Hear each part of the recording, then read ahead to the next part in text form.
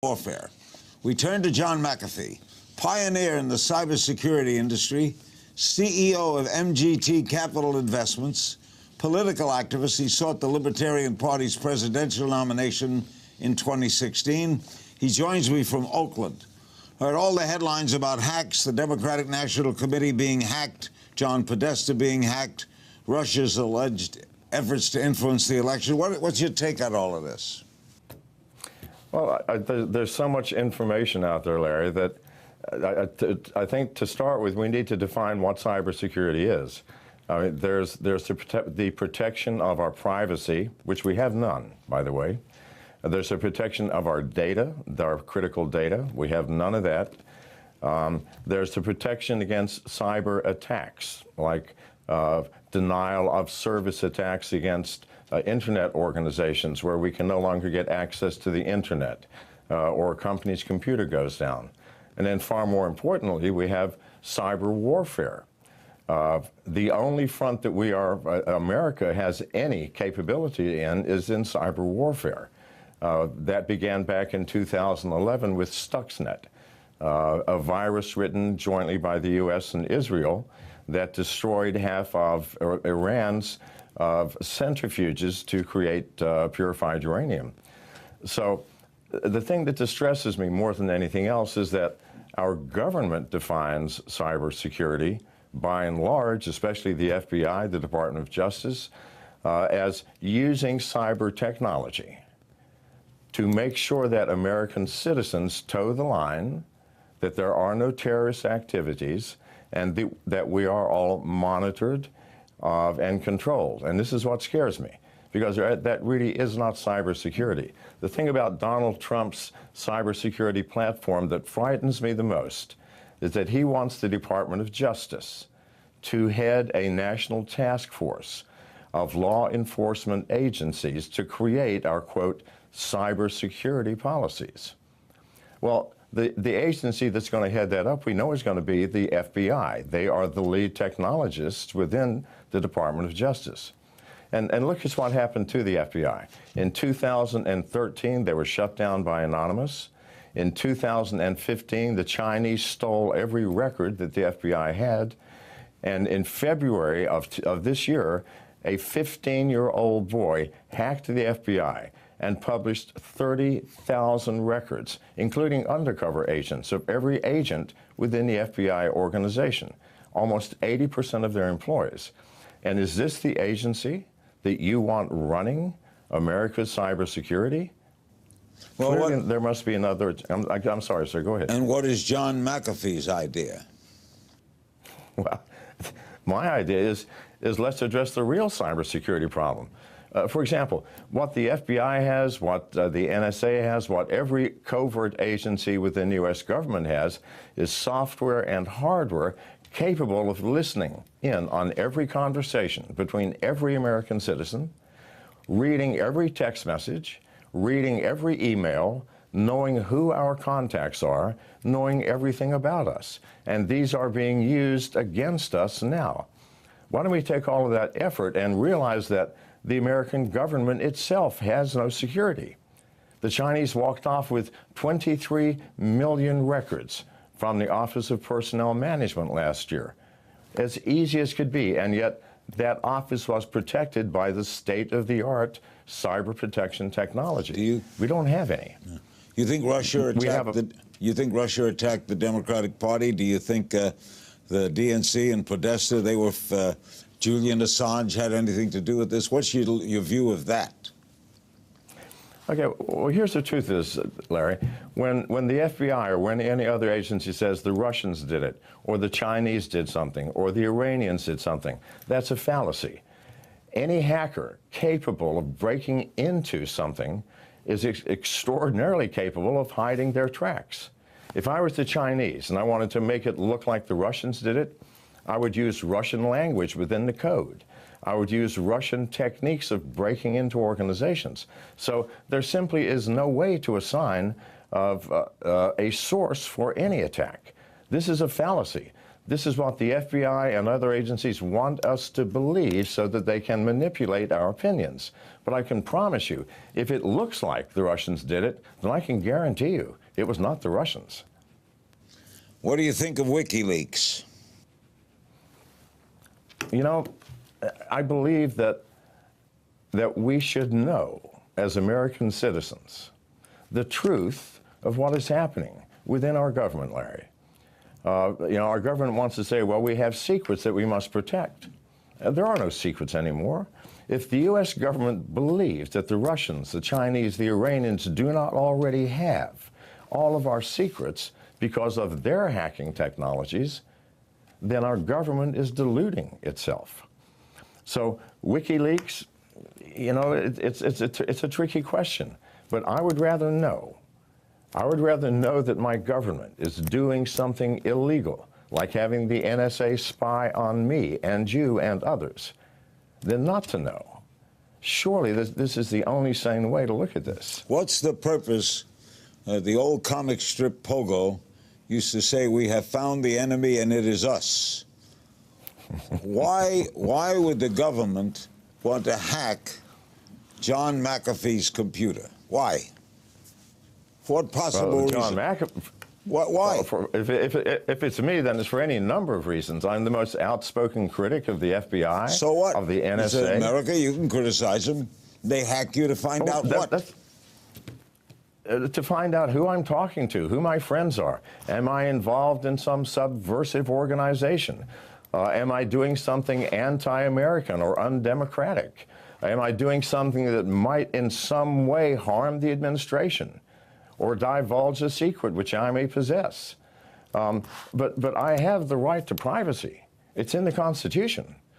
And yet I have no privacy, and neither do you, Larry. If you think that just because you are not a political activist or you're not speaking out against a government agency, that they may not be looking into your life, I know that they are. Why? You are an important person. You influence millions of Americans. So of course they want to know what you're thinking, what you're doing, who your friends are, and what you're saying. And I'm not being paranoid. This is just the facts of life as they exist today, Larry. We'll be right back with more politicking.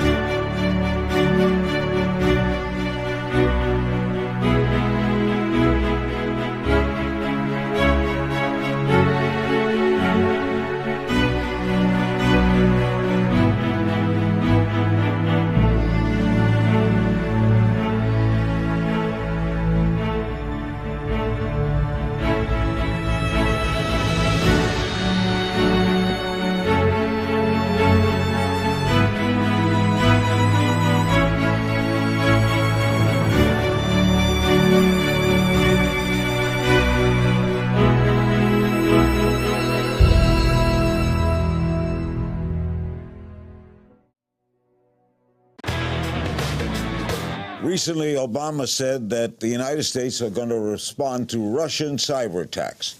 Tell me what the United States can do.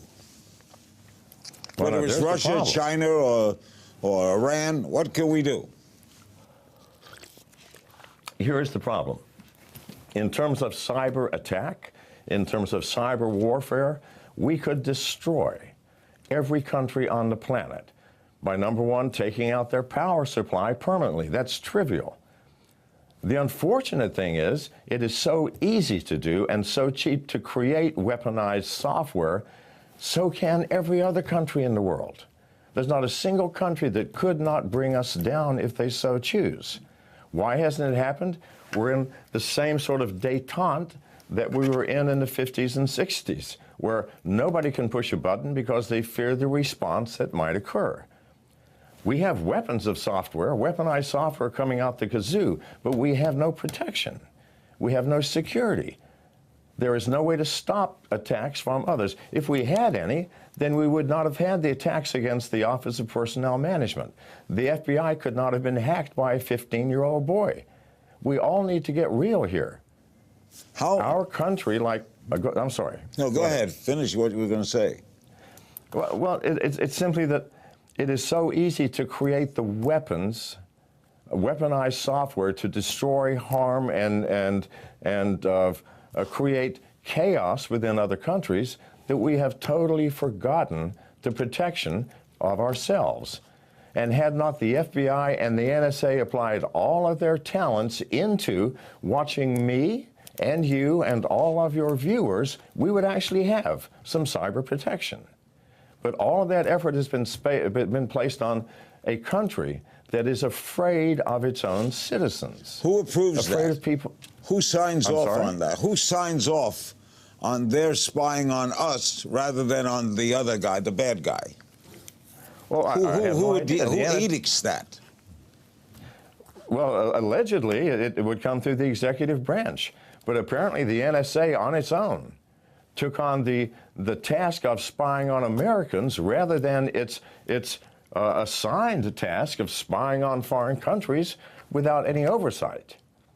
I mean, we are out of control here in cybersecurity. We need people who truly understand the full breadth of this. It is a complex problem involving not just our privacy and our security as individuals or as companies, but as a nation. The very existence of our culture, of America, depends on a change. And it can't happen without new people, without new blood, without new talent. Nixon did this without the internet. He invaded psychiatrist's office. He tried Watergate, right?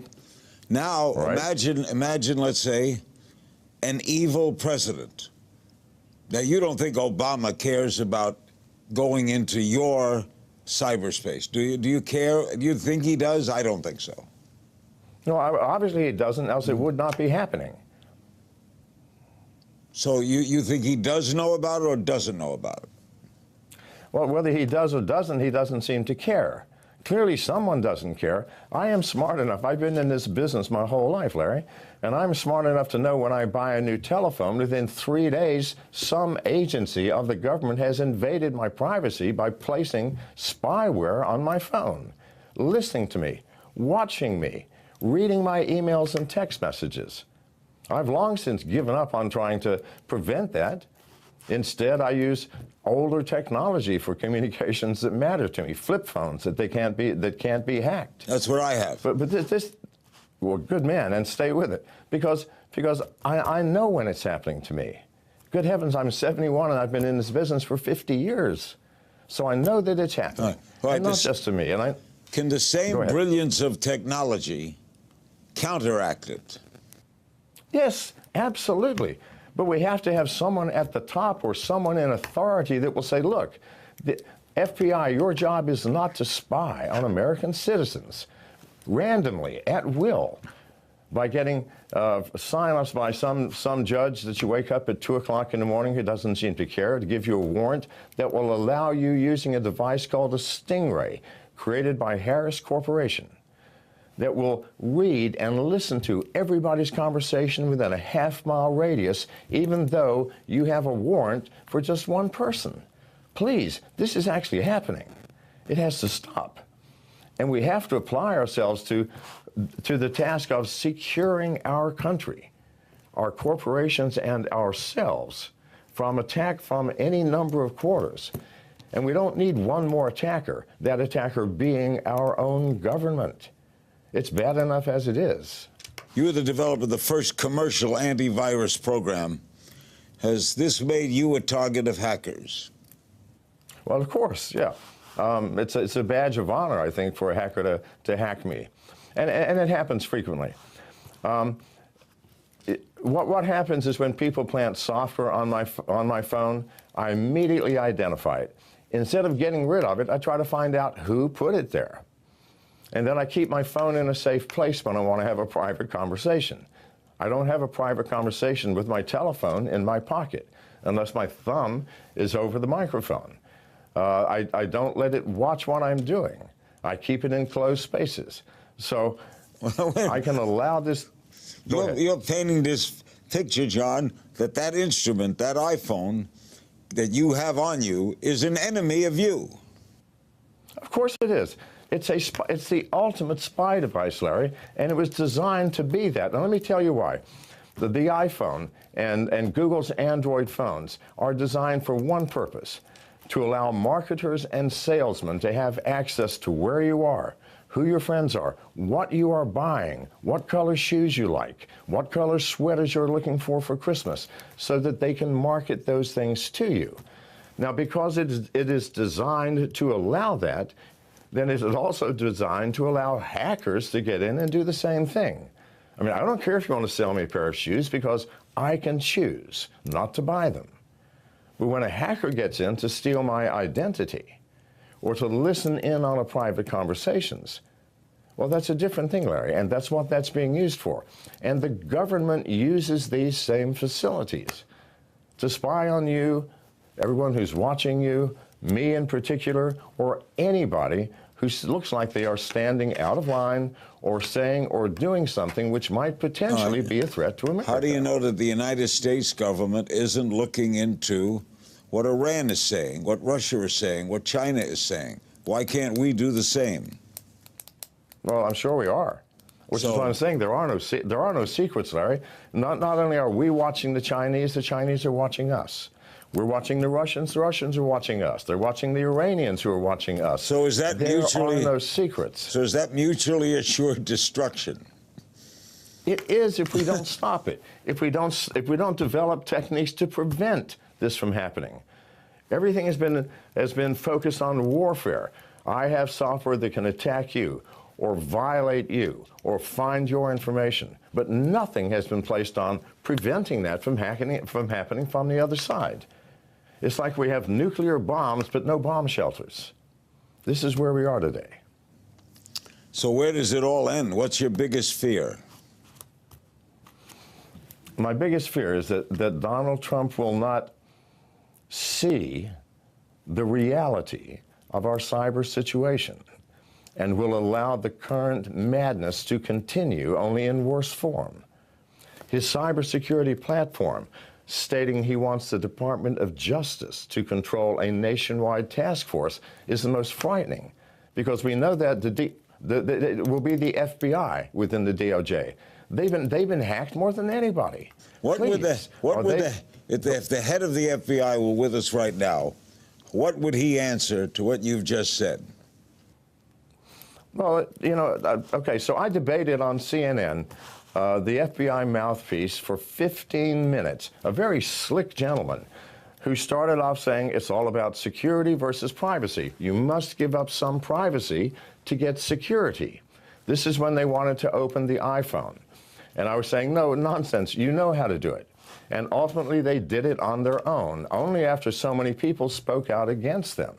My greatest fear is that Mr. Trump is going to overlook that subtle difference between cybersecurity and the use of cyber technology to assure our national security by spying on us. The trouble could That's be my the biggest fear, Larry. Trouble could be the public, John. Hitler, in 1937, suspended warrants. He did away with warrants. And he explained to the German public, we have enemies within. If you have nothing to fear, why do you care if the police come to your house to search it? And the public bought that. Do you think the American public would buy that? Well, only if they haven't understood what privacy is, Larry. Because you think if you've got nothing to hide, you have nothing to fear. All of us, 100 times a day, exercise a privacy function.